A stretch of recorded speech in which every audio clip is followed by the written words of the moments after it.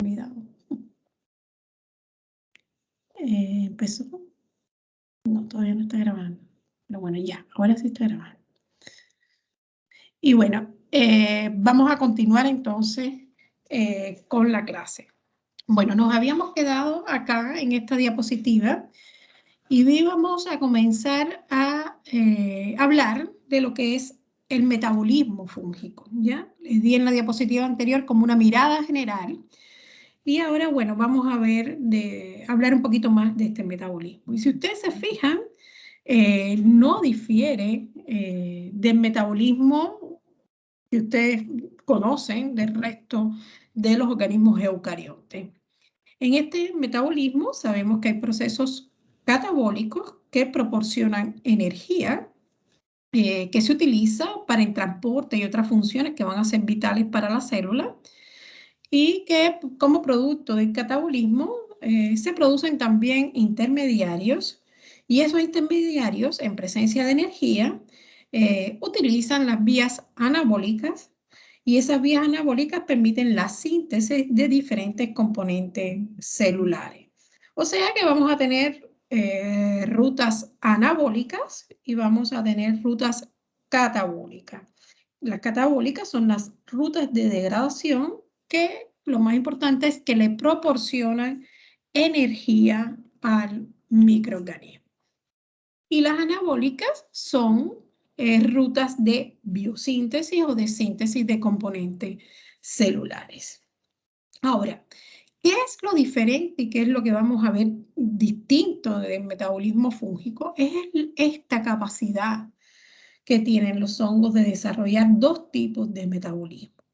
Uno llamado metabolismo primario y otro denominado metabolismo secundario. El metabolismo primario se produce durante todas las etapas del crecimiento de la célula.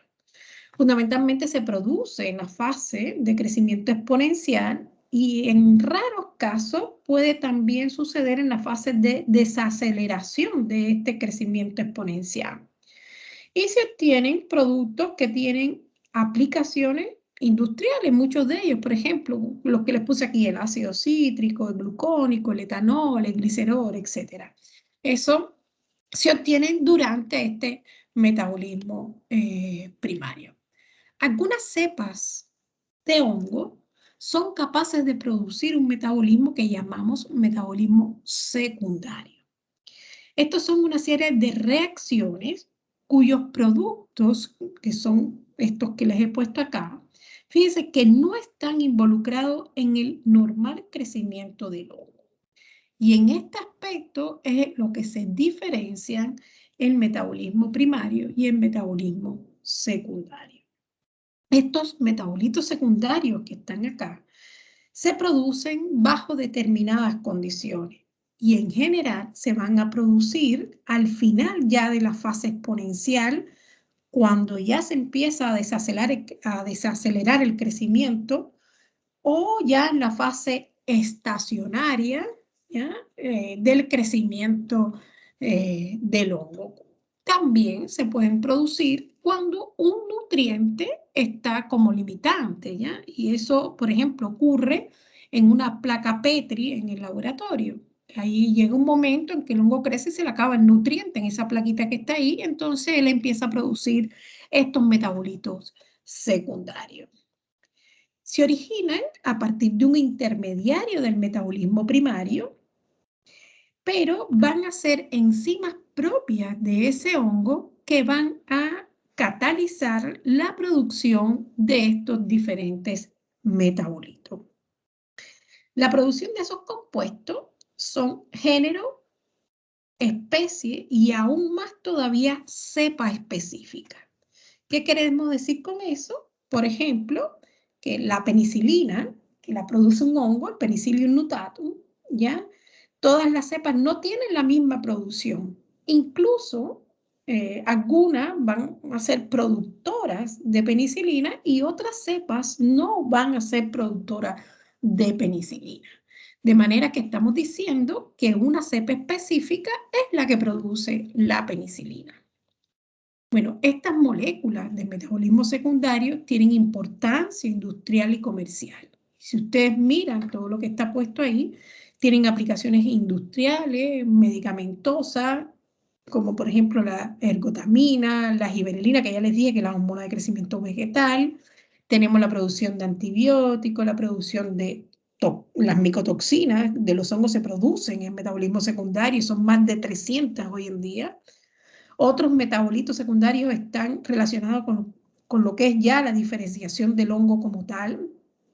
Así, por ejemplo, tenemos como metabolismo secundario las melaninas, fíjense, y como ven, incluso algunos metabolitos secundarios que produce el hongo tienen actividad antifúngica, o sea, los hongos la producen para defenderse de otros hongos y es un hecho natural, o sea, el hongo está creciendo en un ambiente que tiene que competir por los nutrientes. Entonces lo que hace es comenzar a producir esta sustancia que de alguna manera lo que hace es eliminar sus competidores para quedarse consumiendo él los nutrientes y perpetuarse él en ese medio. Por lo tanto, ahí se aprovechan todos estos compuestos para producirlos también a nivel industrial en beneficio del hombre. Bueno, el talo fúngico puede clasificarse en función, o sea, por su función o por su estructura, ¿ya? Según lo que hemos visto, por su estructura los podemos clasificar en unicelulares o levaduras y pluricelulares o filamentosas o miceliales. Y ya eso lo hemos visto, ¿ya? Las levaduras son células únicas, que ahí lo ven, ¿ya? Que brotan y dan lugar a sus células hijas. El hongo filamentoso, ¿ya? Que lo vemos aquí, vemos ese talo donde está esa hifa, que es la célula, que si se fijan es una estructura tubular, alargada y que, como ya les dije, en este caso que está acá, puede tener tabique y también hay hifas que no tienen tabique, ¿ya? Y bueno, también vemos, si se fijan bien en esta figura, que este hongo filamentoso que está acá está coloreado, ya tiene un color pardo. Por lo tanto, este hongo tiene pigmento, tiene melanina, ¿ya? Otra cosa importante que ya se los mencioné al inicio de la clase, les dije que después vamos a hacer un poquito más de hincapié, es que estas hifas se juntan y el conjunto de muchas hifas va a formar lo que se llama el micelio.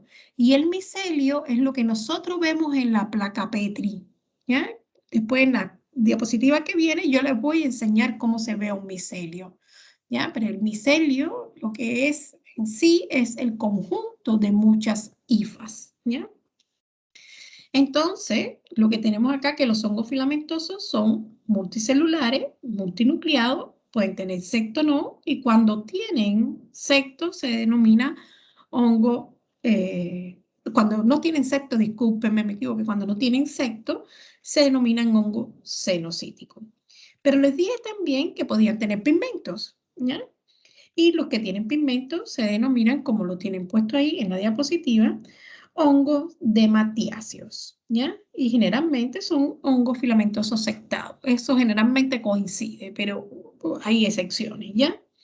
Y las levaduras también pueden producir melanina, recuerden, ¿ya? Entonces vamos a tener también levaduras que van a ser pigmentadas producto de la producción de melanina.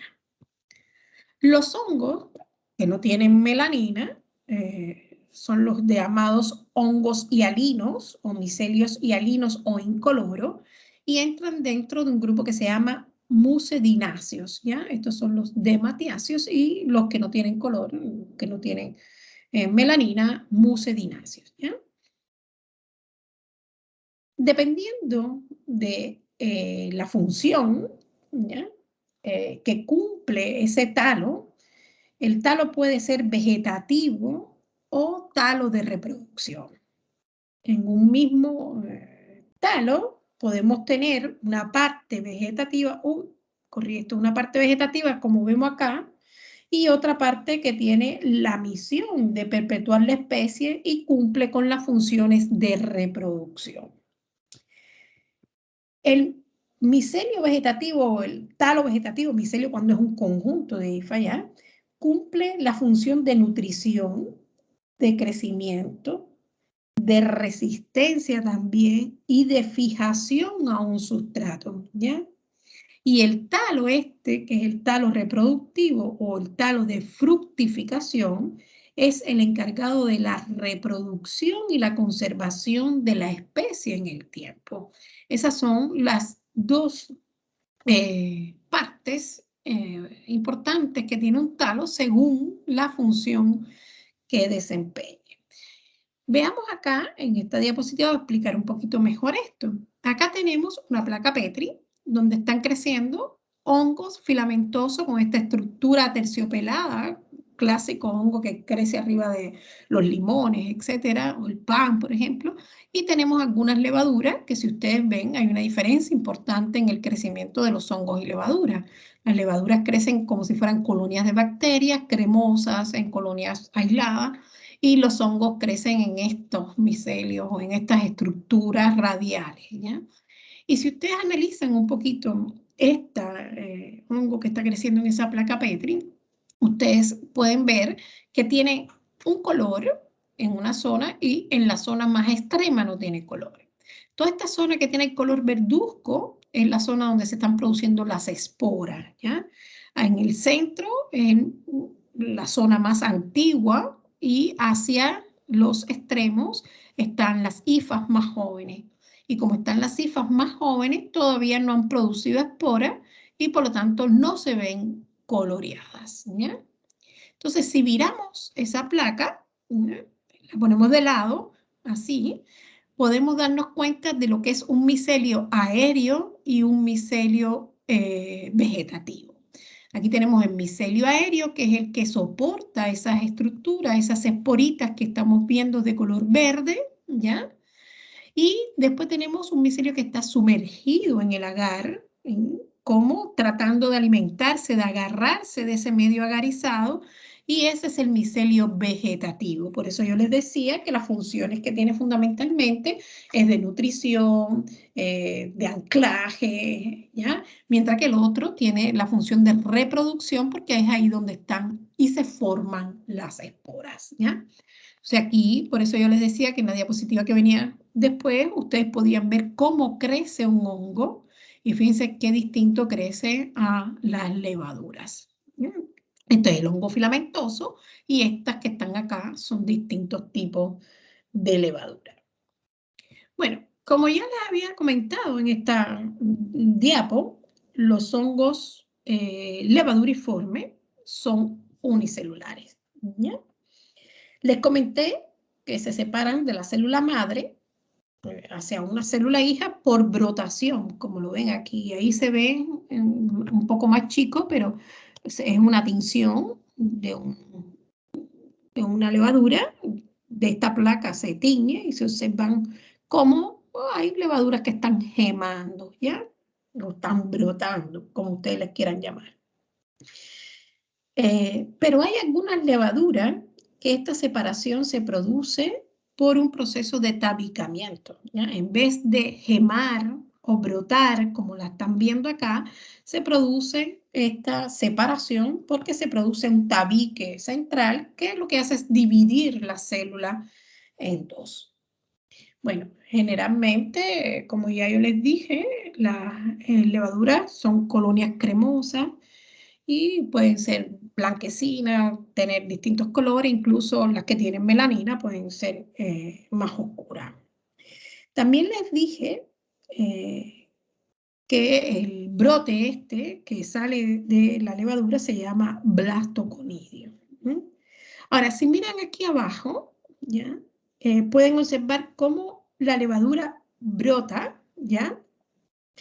Y puede suceder que esos brotes se vayan quedando unidos unos con otros y entonces se forma una sucesión de brotes brotes unidos, que es lo que se llaman pseudohifa o pseudomicelio, que hace un momentico les hablé y les dije que las levaduras podían formar pseudomicelio y que no eran micelios verdaderos, no eran hifas verdaderas, pseudohifas o pseudomicelio. Y aquí es, ¿por qué ocurre esto?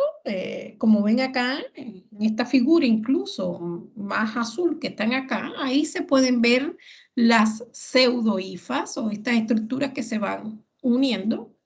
Y observamos esto en muchos casos, por ejemplo, en Candida albicans.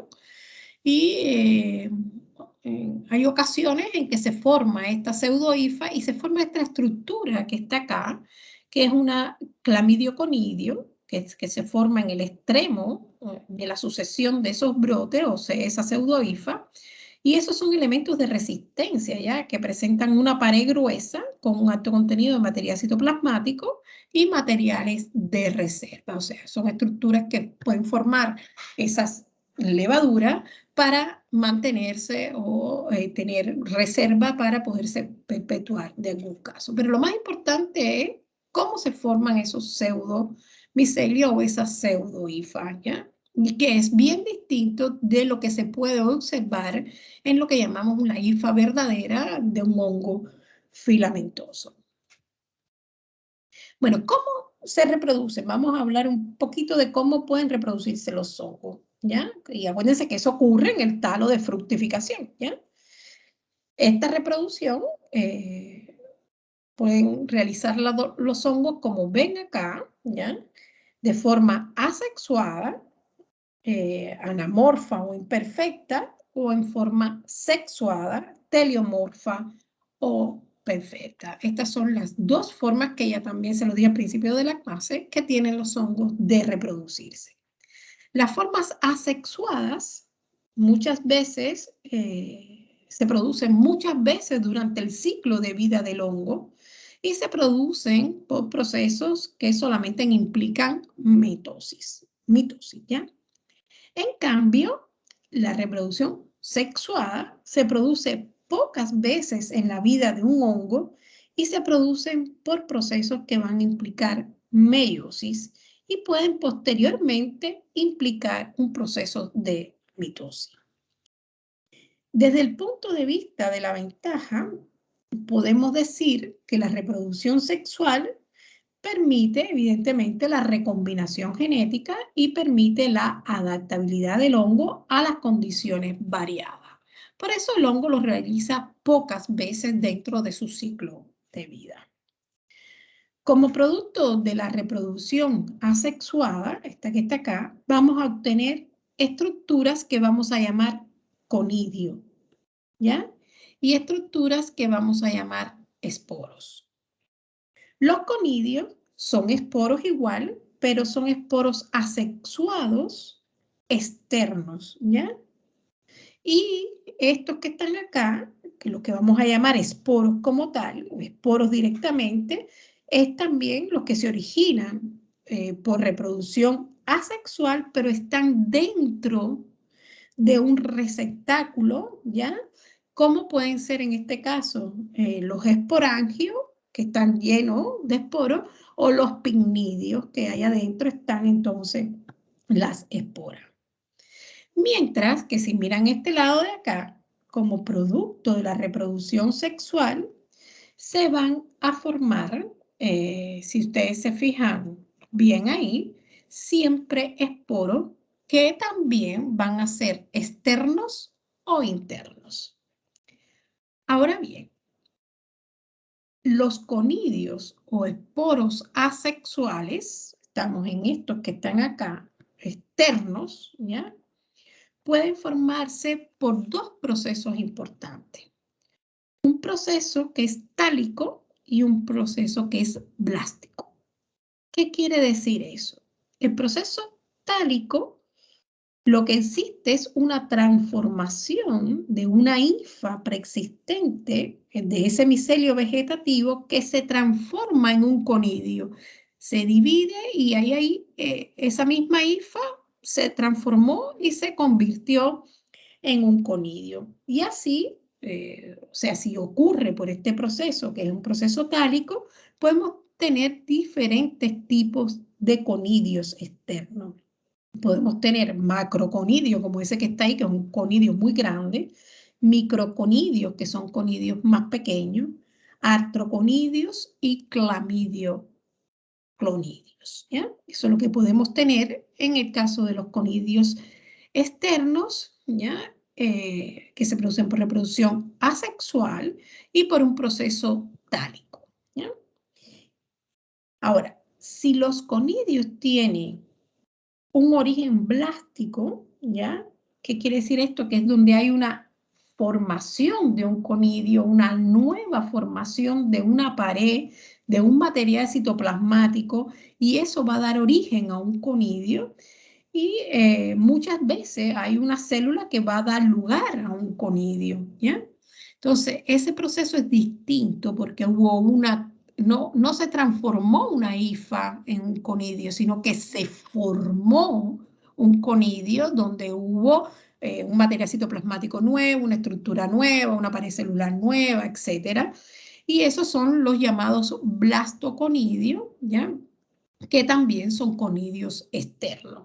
El ejemplo más clásico que ustedes pueden ver de blastoconidio es la levadura que está brotando. La levadura siempre forma blastoconidio porque forma una estructura que es completamente nueva, ¿ya?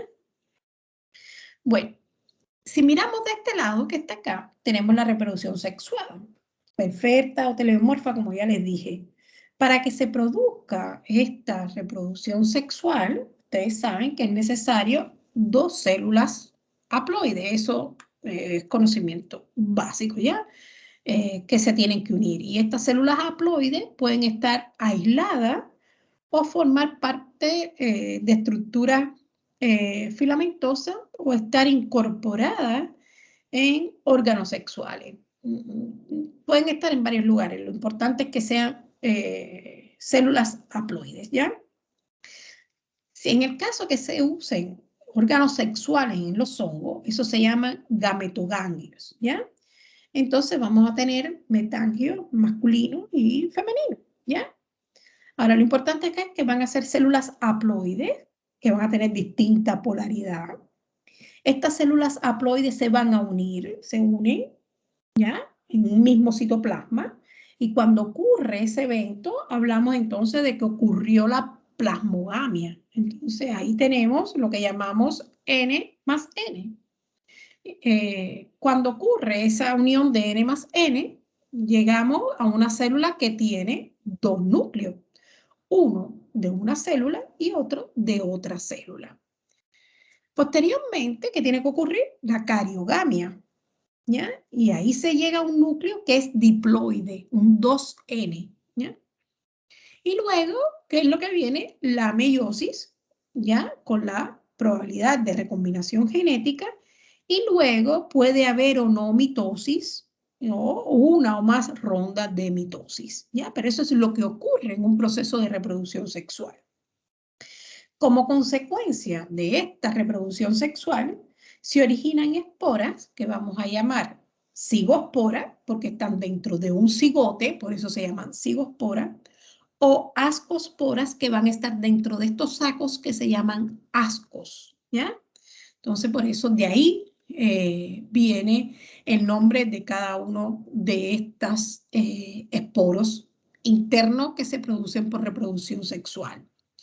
O también se pueden formar basidiosporas, que son esporos externos, ¿ya? Que están sostenidas por basidias. No están dentro de ninguna estructura, sino sostenidas en una estructura que se llaman basidias. Y aquí le puse el ejemplo de un hongo, el champiñón clásico, que si ustedes lo miran por debajo, tienen unas estructuras alargadas y en esas estructuras se soportan estas esporas. La reproducción sexual genera ya esporas sexuales internas, que son las cigosporas, que están en cigoto, y son típicas de hongos de micelio cenocítico, y también genera ascosporas que se forman en las levaduras y los hongos de micelio tabicado. Estas son las características que tienen estos dos esporos sexuales internos. Además, vamos a tener las esporas sexuales externas, basidiosporas, que se forman en esos basidios, y que los vamos a ver en algunas levaduras y fundamentalmente en los hongos de sombrero o los hongos macroscópicos. Esa es la característica fundamental de los tipos de reproducción que tienen los hongos. Ahora, el dimorfismo fúngico se presenta en algunos hongos y es muy importante en lo que respecta a la micología médica. Los hongos dimórficos son los que presentan distinta morfología dependiendo de dónde se encuentren. ¿Ya? Eso es lo que es un hongo dimórfico.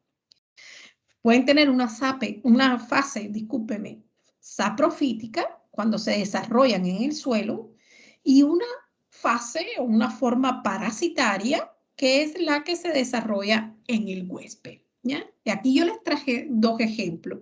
Una forma que va a depender de la temperatura, por ejemplo, este hongo crece frente a la temperatura ambiente en forma de micelio o esponjoso, y sin embargo, cuando ustedes le cambian la temperatura, lo ponen a 37 grados, que es la temperatura corporal, ese hongo deja de crecer en forma filamentosa y crece en forma levaduriforme.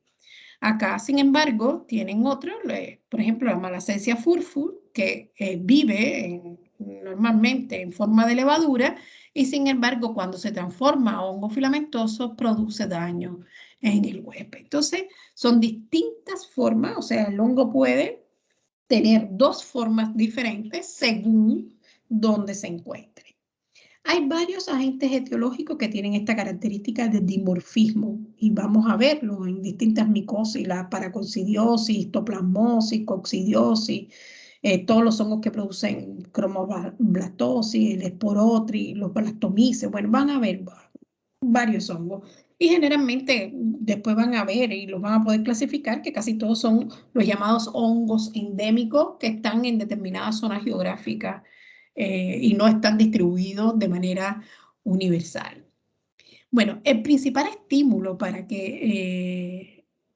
los hongos dimórficos, para que ocurra el dimorfismo, es la temperatura, como ya les puse un ejemplo, y los nutrientes. Acá el microorganismo va a estar en una forma saprofítica en el medio ambiente y cuando entra el organismo cambian las condiciones, cambia la temperatura, cambian los nutrientes, cambia el potencial redox. Por lo tanto, el hongo responde a eso y muchas veces la forma de responder es cambiando su forma de crecer, que esto también le da evidentemente ventajas para el proceso infeccioso. Eso lo vamos a ver en otra clase. Esta transformación es generalmente de hifa, saprófita, a levadura. Eso es lo que ocurre con mayor frecuencia, pero no siempre es así. Yo les puse aquí un ejemplo que ocurre de levadura a hongo filamentoso. ¿Ya? Entonces, por lo tanto, este es otro mecanismo que tienen los hongos también para producir daño, para invadir al huésped, para evadir la respuesta inmune. Le da muchas características importantes que permiten que los hongos también produzcan enfermedades en el hombre. También existe otra forma de crecimiento de los hongos y es el pleomorfismo. Fíjense que acá o tienen una forma o tienen la otra, no la tienen las dos simultáneamente. En este caso es distinto, ¿ya? Fíjense qué cosa es el pleomorfismo, es que el hongo crece en dos formas simultáneas. O sea, si yo miro este hongo al microscopio, en esta temperatura está así, y si lo miro aquí, en esta temperatura, va a estar en forma levaduriforme. Pero en este caso no, cuando yo miro el microscopio voy a encontrar las dos formas mezcladas, juntas, como si estuvieran dos hongos distintos, ¿ya? Entonces, eso se llama que es un hongo pleomórfico, ¿ya? Entonces, podemos encontrar forma micelial y forma levaduriforme, ¿ya? Y este es el ejemplo que ustedes tienen acá. Aquí hay un pseudomicelio de este hongo y sin embargo también vemos micelio verdadero y está todo mezclado dentro de una misma preparación. Bueno, ¿qué es lo importante de esta forma, ya, o de esta capacidad de cambio, de forma que tienen los hongos? Bueno, esta capacidad de transición es un atributo, como les dije, de virulencia que le permite adherirse, formar biopelícula, le permite la invasión tisular, le permite diseminarse y también de alguna manera le va a permitir que ese hongo sea capaz de resistir la acción de los fagocitos. Bueno, imaginemos ahora que tenemos un aislamiento de un hongo y que queremos identificar, ¿ya? ¿Cómo se realiza la identificación en el laboratorio de microbiología? Bueno, yo les puse un video y se lo subí a la plataforma para que lo entiendan un poco más de forma práctica, pero bueno, a ver, puede ser que tengamos esto, que es un aislamiento que vino de un material clínico, y ese aislamiento hay que identificarlo y vamos a ver en qué nos vamos a basar para decir quién es este agente que está produciendo ese cuadro. Primero, en el tipo de talo. ¿Es un micelio o es una levadura? Eso es lo primero que tenemos que hacer y es lo que yo les estoy enseñando. Pues eso va a definir si es un hongo filamentoso o es una levadura y va a definir muchas veces las especies, los tipos, quién es el microorganismo que está presente. Si ese filamento, si es un hongo filamentoso, en caso de ser un hongo filamentoso, está ubicado y además cuáles son sus estructuras reproductivas. ¿Ya? Entonces, por lo tanto, ya definimos, ¿es un micelio o es una levadura? Bueno, ya es un micelio, vamos a ver entonces si está tabicado o no y cuáles son, si está tabicado o no, si tiene color o no, que son las otras características, y vamos a ver sus estructuras reproductivas. ¿Son estructuras sexuadas o asexuadas? Y así es entonces que un hongo filamentoso se le puede poner un nombre según las estructuras asexuadas o sexuadas que encontremos cuando hagamos el análisis de ese hongo. Aquí tenemos, por ejemplo, este hongo, el Histoplasma capsulatum, que es un hongo que produce enfermedades respiratorias. Se denomina así por sus estructuras asexuadas, ¿ya? Pero sin embargo, si lo que vemos es estructura sexuada, el nombre cambia y se llama Ageomyces capsulatum, ¿ya? Entonces, todo depende de qué estructuras se observen al microscopio. Entonces, esto es lo que ocurre con un hongo miceliano. Pero ¿qué pasa si ese talo es una levadura? Acá, entonces, además de todo esto mismo que ya yo les dije a ustedes, hay que usar criterios morfológicos, que ya, como lo que les dije, micelio, color, etcétera, el tipo de espora, etcétera, si produce proceso tálico, blástico, etcétera, vamos también a usar criterios bioquímicos, ¿ya? Que van a poder permitir identificar quién es el agente causal. Los hongos se demoran mucho en crecer, pero las levaduras en 24 horas podemos tener una respuesta y por lo tanto es mucho más rápido la identificación de levadura que la identificación de hongo filamentoso.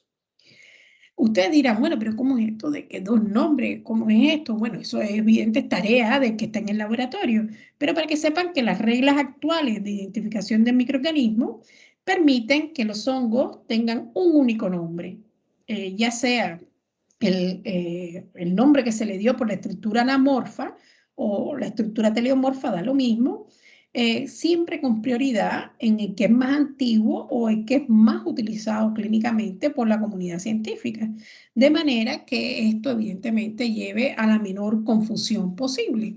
Y esto sucede porque, como les dije, la forma asexual, el hongo la produce muchas veces a lo largo de la vida, mientras que la reproducción sexual la produce pocas veces. Entonces, hay quien descubrió o describió por primera vez ese hongo mirando sus estructuras asexuales y hay otra persona que le tocó ver la estructura sexual, la vio distinta y le dio otro nombre. Entonces, sucede por eso que aparecen generalmente dos nombres. Pero ya les dije, para evitar confusiones, se usa un solo nombre hoy en día.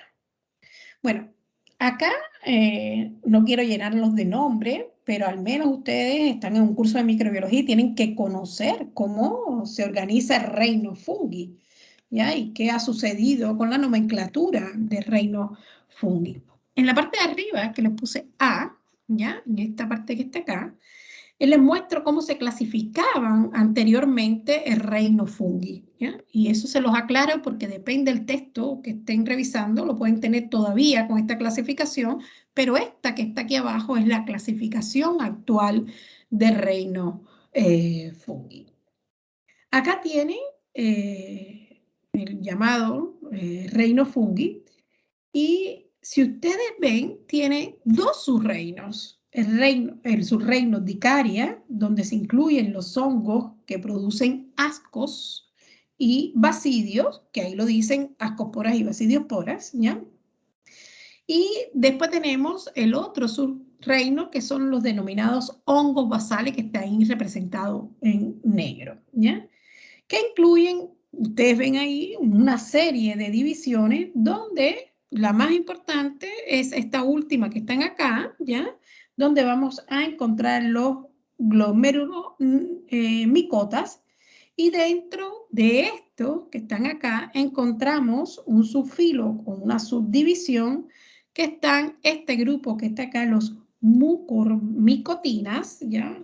Ya les digo, solo para que sepan cómo es que se clasifica, que están los hongos con micelio tabicado o los hongos cenocíticos, que no habían sido incluidos antes en los géneros Basidiomycota y Ascomycota. ¿Ya? Acá en esta mucormicotinas están los hongos de micelio no tabicado y los que antiguamente se conocían como zigomicota. O sea, fíjense que estos zigomicotas se pierden en esta nueva clasificación y caen aquí dentro de los hongos basales en este subfilum que está acá. Eso es lo más importante, y lo que quiero que noten es el cambio tan grande que ha habido en la clasificación del reino fungi a medida que hay más técnicas para poder hacer un análisis taxonómico de los hongos. Bueno, acá ustedes saben que un sistema de clasificación está constituido por sistemas jerárquicos, y eso lo tienen que haber visto también en bacteriología. Podemos mencionar la siguiente categoría, ya el reino, ya los subreinos, ya el filum, las divisiones, los subfilos, las subdivisiones, ya el orden, ya la familia, el género, la especie, ¿ya? Y cuando hacemos este camino hasta acá, hasta especie, lo que hacemos es identificar al hongo, ¿ya? Cuando podemos llegar a la identificación de la cepa, ¿ya? Estamos haciendo lo que llamamos tipificación. Ya esto no se hace con los criterios microbiológicos convencionales, como la característica morfológica, microscopía, macroscopía, etcétera, que ya yo le he ido describiendo, sino que acá, para hacer la tipificación, se usan generalmente métodos moleculares que van a permitir decir con un grado de homología, esta cepa es idéntica a esta otra cepa. Que puede ser, por ejemplo, la cepa responsable de un determinado brote en una unidad hospitalaria. Y bueno, acá un ejemplo de la nomenclatura. Y aquí les puse el ejemplo de Cryptococcus neoformans o gatti, que son las dos especies que existen de este criptococo. Y vemos cómo se clasifican según su forma anamorfa o según su forma teleomorfa. Y esta es la que más se utiliza, la forma anamorfa.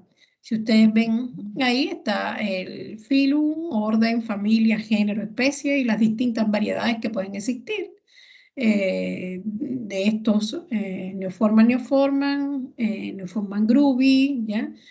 Y otra cosa importante son las terminaciones que se utilizan, ¿ya? En cada una, el orden o la familia. Es lo mismo que ustedes vieron en bacterias, ¿ya? Acuérdense que la familia era Enterobacteriaceae y los géneros eran Escherichia y la especie coli, por ejemplo, ¿ya? Entonces aquí igual se usa lo mismo, lo único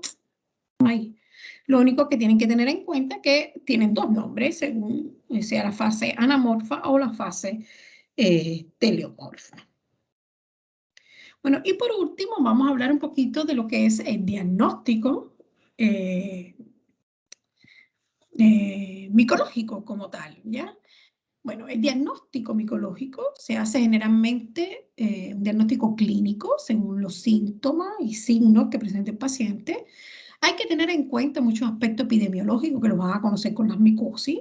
Por ejemplo, la edad, exceso, el área endémica. Les dije que hay hongos que son endémicos de determinada zona.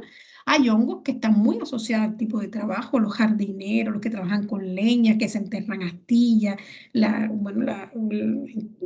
pincharse con las espinas de las rosas, etcétera. Está muy asociado al tipo de trabajo, ¿ya? Y los hábitos de las personas, si están en contacto o no con una posible fuente de infección, por ejemplo, el Histoplasma capsulatum, ¿ya?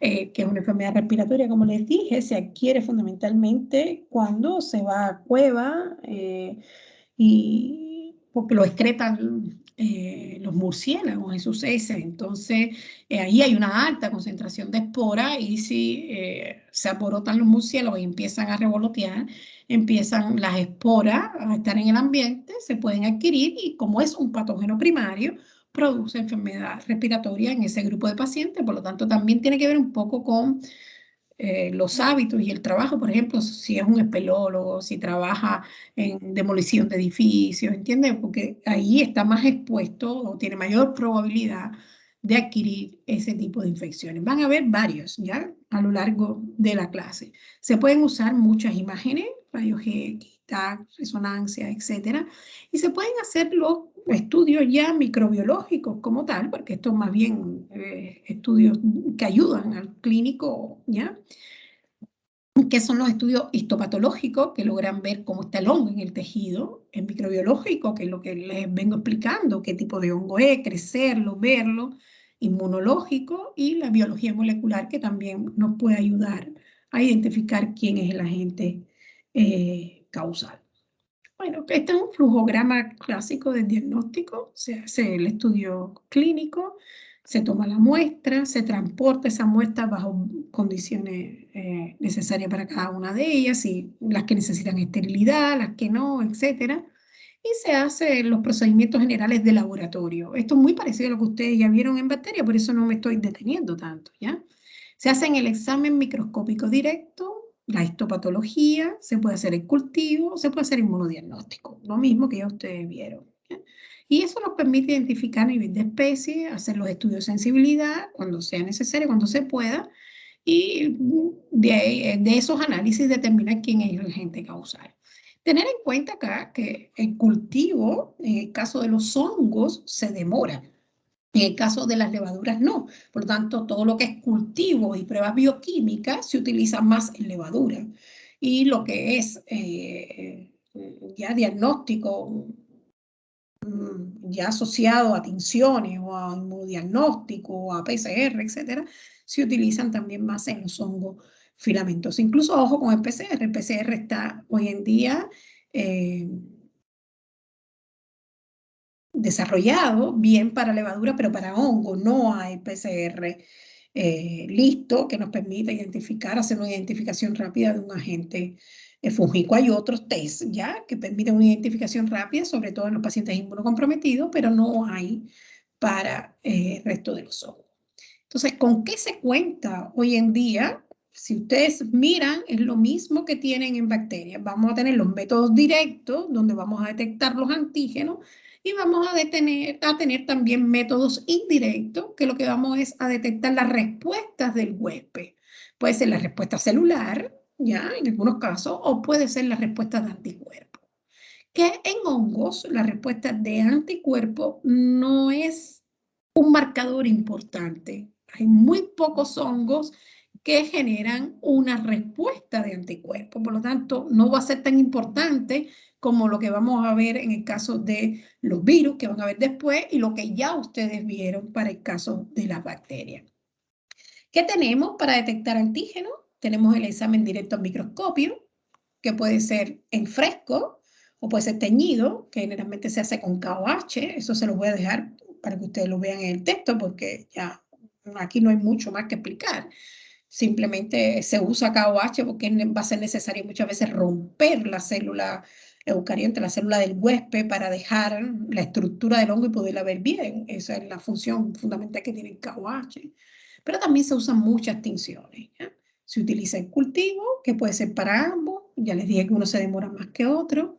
Podemos detectar metabolitos que son propios del hongo, que está produciendo el hongo y que lo podemos detectar en suero o en otros líquidos corporales y por lo tanto decir, bueno, aquí estamos en presencia de un hongo. Podemos detectar antígenos que están en la superficie del hongo, todo eso que le dije que estaba en la pared del hongo, que son antigénicos que nos sirven para hacer reacciones inmunológicas. Y podemos detectar también antígenos por PCR, como ya yo les dije hace un momentico. Y bueno,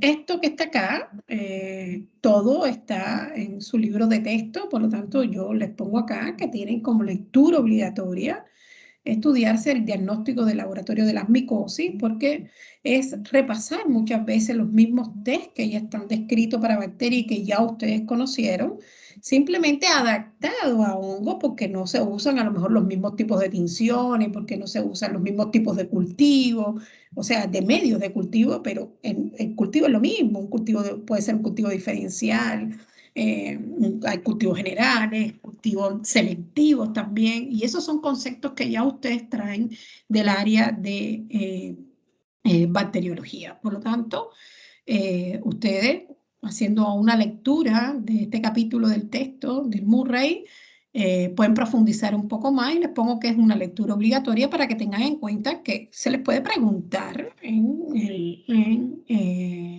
el examen, en la prueba de hongo, sobre el diagnóstico de laboratorio de las micosis. Bueno, yo he terminado por hoy la clase. Yo vi que el profe Fernando le había puesto que hoy íbamos a ver los agentes antifúngicos, eso lo vamos a ver el lunes, ¿ya? Y después nos quedaría las micosis. Es un módulo muy corto. Muchas veces es porque no se sabe mucho, otras veces porque son bien complejos los hongos. Y bueno, también porque las micosis tienen más importancia en el paciente inmunodeprimido. Es más importante y produce mayor mortalidad las enfermedades virales, las enfermedades bacterianas que las enfermedades producidas por hongo. Pero bueno, eso lo vamos a ver después cuando veamos las micosis. No sé si ustedes tienen alguna duda, quieren hacerme alguna consulta, ¿ya? Que yo los pueda ayudar, orientar, si entendieron. Yo creo que se entiende mejor cuando vuelvan a ver la clase. Pero bueno, quería saber la opinión de ustedes, qué esperan del curso.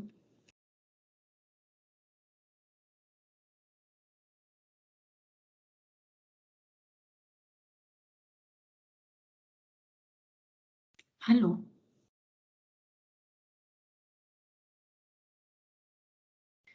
Bueno, espero que hayan entendido y que les vaya bien, ¿ya? Cualquier duda pueden consultarme. Muchas gracias.